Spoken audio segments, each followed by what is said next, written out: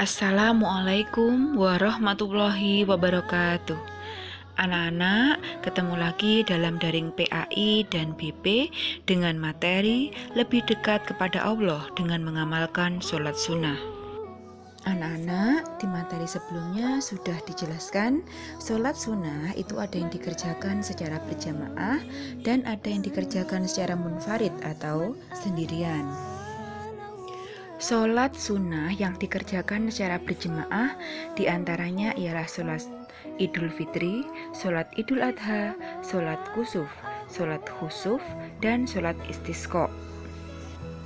Kalau minggu kemarin sudah kita pelajari mengenai sholat Idul Fitri dan Idul Adha, sekarang kita lanjutkan ke sholat kusuf gerhana matahari. Sholat sunnah kusuf atau kusufus syamsi adalah sholat sunnah yang dilaksanakan ketika terjadi gerhana matahari dan hukumnya sunnah muakkad. Waktu pelaksanaannya adalah mulai terjadinya gerhana matahari sampai matahari kembali tampak utuh seperti semula. Ketika gerhana sudah terjadi, jemaah berkumpul di masjid. Salah satu dari jemaah menjadi muazin untuk menyerukan panggilan sholat. Sholat gerhana ini dilaksanakan dengan berjamaah dan dipimpin oleh seorang imam. Hal yang membedakan sholat kusuf dibanding sholat pada umumnya adalah dalam sholat kusuf, setiap rakaat terdapat 2 kali membaca surat Al-Fatihah dan 2 kali rukuk, sehingga dalam 2 rakaat sholat kusuf terdapat 4 kali membaca surat Al-Fatihah, 4 kali rukuk, dan 4 kali sujud. Adapun tata cara pelaksanaan sholat gerhana matahari: 1. Berniat untuk sholat kusuf.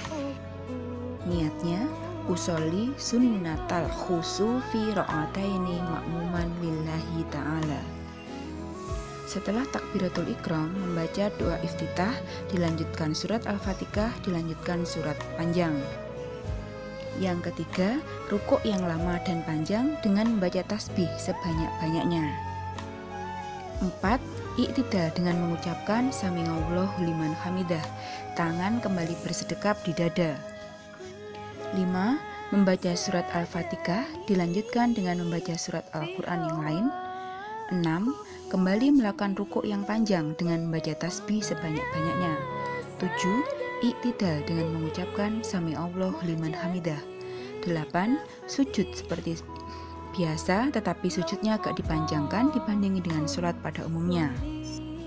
9. Duduk di antara 2 sujud seperti biasa. 10. Sujud yang kedua agak dipanjangkan. 11. Bangkit menuju rakaat yang kedua. Melaksanakan rakaat kedua sebagaimana rakaat yang pertama dilaksanakan. 12. Pada sujud yang terakhir, rakaat yang kedua dianjurkan untuk memperbanyak istighfar dan tasbih memohon ampunan kepada Allah Subhanahu wa Ta'ala.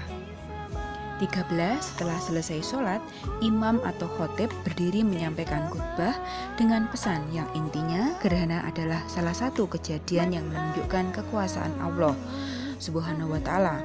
Meskipun merupakan sumber energi utama, matahari juga makhluk Allah Subhanahu wa Ta'ala yang memiliki kekurangan dan kelemahan. Sholat sunnah berjamaah berikutnya adalah sholat kusuf gerhana bulan.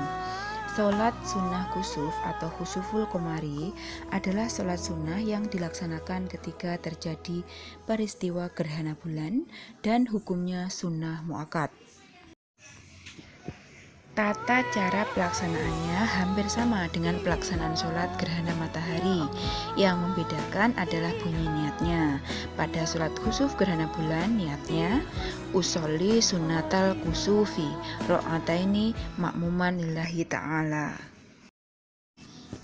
5. Sholat istisqa atau memohon hujan. Sholat sunnah istisqa adalah sholat sunnah 2 rakaat yang dilaksanakan untuk memohon diturunkannya hujan. Pada saat terjadi kemarau yang berkepanjangan sehingga sulit mendapatkan air, umat Islam disunahkan untuk melaksanakan sholat sunat istisqa untuk mendekatkan diri kepada Allah Subhanahu wa Ta'ala, memohon ampun seraya berdoa agar segera diturunkan hujan. Sebelum dilaksanakannya sholat istisqa diharapkan untuk berpuasa selama 4 hari berturut-turut. Selanjutnya bertaubat kepada Allah Subhanahu wa taala dan menghentikan segala perbuatan maksiat, serakah dan merusak lingkungan. Pada hari keempat, semua anggota masyarakat muslim pergi ke tanah lapang yang akan dipakai untuk melaksanakan sholat istisqa. Mereka dianjurkan berpakaian sederhana serta disunahkan membawa binatang piaraan ke tanah lapang tersebut. Di sepanjang jalan, masyarakat dianjurkan untuk banyak beristighfar. Sesampainya di tanah lapang, sambil menunggu pelaksanaan sholat dianjurkan untuk berzikir kepada Allah Subhanahu wa taala. Adapun tata cara pelaksanaan sholat istisqa. 1. Setelah semua bersiap untuk sholat, muazin tidak perlu mengumandangkan azan dan iqamah. Cukup dengan seruan as-sholatu jami'ah. Yang kedua, sholat sunnah dilaksanakan seperti sholat sunnah yang lainnya. Setelah membaca surat Al-Fatihah, dilanjutkan dengan membaca surat panjang. Yang ketiga, setelah salam, khotib membaca 2 khutbah. Pada khutbah yang pertama dimulai dengan membaca istighfar 9 kali, dan yang kedua dimulai dengan membaca istighfar 7 kali. Anak-anak, demikian materi daring kita hari ini, semoga bisa bermanfaat. Tugasnya, jelaskan tata cara melaksanakan sholat istisqa. Jawaban ditulis di buku tulis yang jelas dan silahkan dikirim di grup kelas masing-masing. Anak-anak tetap semangat. Ustadzah akhiri. Assalamualaikum warahmatullahi wabarakatuh.